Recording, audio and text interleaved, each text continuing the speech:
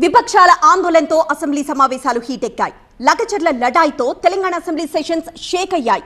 అప్పులపై హరీష్ రావు, భట్టి విక్రమార్క మధ్య dialogue war కొనసాగింది. నిరసనల మధ్య 3 కీలక బిల్లులకు సభ ఆమోదం తెలిపింది.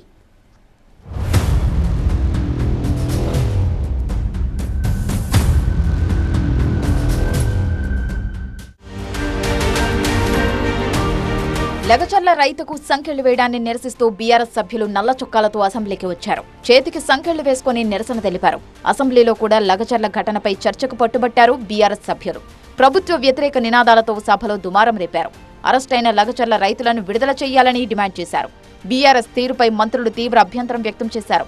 రైతుల గురించి మాట్లాడే నైతిక అర్హత బీఆర్ఎస్ కు లేదంటూ మంత్రి శ్రీధర్ బాబు మండిపడ్డారు. ఈ రోజు ఏం జరిగింది అధ్యక్ష? అమాయకులైన గిరిజన వాసులందరినీ అడ్డుకోబెట్టుకొని వారు రాజకీయ ఉద్దేశంతో చేస్తా ఉన్న ప్రయత్నాన్ని పవన్ కుమార్ ఈయన ముర్రా గేదెల పెంపకం చేస్తూ నెలకి 1,00,000 సంపాదిస్తున్నారు. వీరి నుండి నేర్చుకోవడానికి ఇప్పుడే ఫ్రీడమ్ యాప్ ని డౌన్లోడ్ చేసుకోండి. ఇప్పుడు కూడా మేము అడుగుతా ఉన్నాం అధ్యక్ష, ఈ రోజు మేము ఇచ్చిన మాట 2 లక్షల రూపాయల వరకు రుణమాఫీ చేసినాం. వాళ్ళ రైతుల గురించి మాట్లాడేది.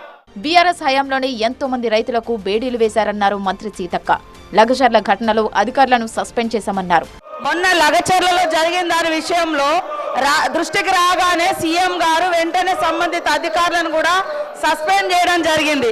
కానీ ఈ రోజు వాళ్ళు ఒప్పుకుంటారో ఆ రోజులలో మేము బేడీలేసి తప్పులు చేసినామని కనీసం ఒప్పుకునేటువంటి నైతిక ధైర్యం ఉన్న అర్హత ఉన్న ఆయన ఉన్నదా నేను అడుగుతా ఉన్నా. బీఆర్ఎస్ హయాంలో రైతులకు బేడీలు వేసిన ఘటనలను ప్రస్తావిస్తూ అప్పటి ఫోటోలు చూపించారు ప్రభుత్వ విప్ ఆది శ్రీనివాస్. మేము మొదటిసారి సభకు హాజరైనము.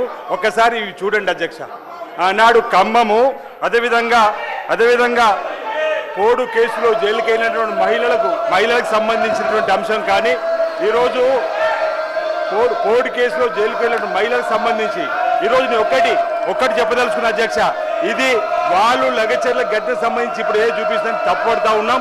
ఆనాటి మీ ప్రభుత్వ హయాంలో ఇవి చూడండి అని చెప్పి ఒక మాట నేను చెప్పడానికి కోసం ప్రయత్నం చేస్తూ ఒకసారి దయచేసి గమనించాలి. అంతకు ముందు క్వశ్చన్ అవర్ లో అప్పులపై BRS MLA Harish Rao, deputy CM Bhatti Vikramarka మధ్య మాటల యుద్ధం జరిగింది. ఏడాది పాలనలో కాంగ్రెస్ ప్రభుత్వం 1,27,208 కోట్ల రూపాయల అప్పు చేసిందన్నారు హరీష్ రావు. ఎఫ్ఆర్బీఎం కింద 51,277 కోట్ల రూపాయల అప్పు తెచ్చిందన్నారు. అప్పుల పరంపర ఇలాగే కొనసాగితే 5 ఏళ్లలో 6,36,000 కోట్ల అప్పు అవుతుందన్నారు హరీష్ రావు.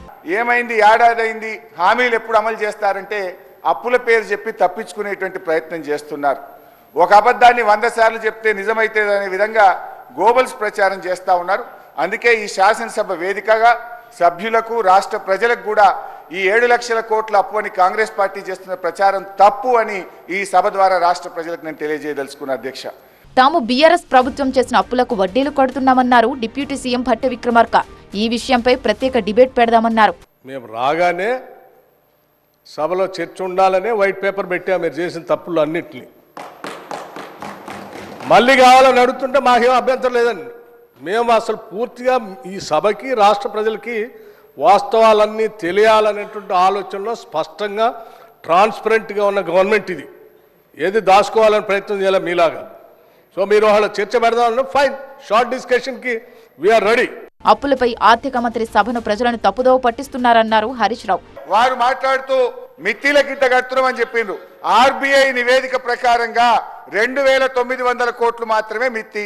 కాగ్ రిపోర్టు ప్రకారంగా 2,100 కోట్ల రూపాయలు మిత్తి కడుతున్నారని కాగు ఆర్బీఐ చెప్పింది ఒకటైతే, భట్టి గారు సభలో చెప్తున్నట్టు తప్పు విషయాన్ని వారి సభను తప్పుదో పట్టిస్తున్నారు. అప్పులు, వడ్డీలపై హరీష్ అబద్ధాలు ఆడుతున్నారంటూ కౌంటర్ ఇచ్చారు భట్టి విక్రమార్క. 10 ఏళ్ళు చేశారంటే 1,00,000 కోట్లు పైబడి కట్టాలి వీళ్ళు బిల్లులు. 60 గంటనే ఆయనే చెప్తా ఉన్నాడు. అంటే 40,000 కోట్లు అట్లా పెండింగ్ పెట్టి పోయాను మీరు భారం అని చెప్తా ఉన్నారు కదా అధ్యక్ష. ఎట్లా అధ్యక్ష అయినా ఇంకా అబద్ధాలు చెప్పడానికి ప్రయత్నం చేస్తే ఎట్లా అధ్యక్ష? విపక్ష సభ్యుల ఆందోళనల మధ్య 3 బిల్లులకు ఆమోదం తెలిపింది అసెంబ్లీ. స్పోర్ట్స్ యూనివర్సిటీ బిల్లుతో పాటు యూనివర్సిటీల చట్ట సవరణ బిల్లు, జీఎస్టీ సవరణ బిల్లుకు అసెంబ్లీ ఆమోదం తెలిపింది. Honorable Speaker, sir, I beg to move that the bill be passed. Motion moved. The question is that the bill be passed. Those who are for the motion, please say ayes. Those who are the against, please say no. Ayes have it. The motion carried and the bill is passed. Assembly media point దగ్గర BJP నిరసనకు దిగింది. 6 గ్యారెంటీలకు చట్టబద్ధత కల్పించాలని demand చేసింది. కౌలు రైతులకు రుణాలు, పట్టాలు ఇవ్వాలని సిపిఐ డిమాండ్ చేసింది.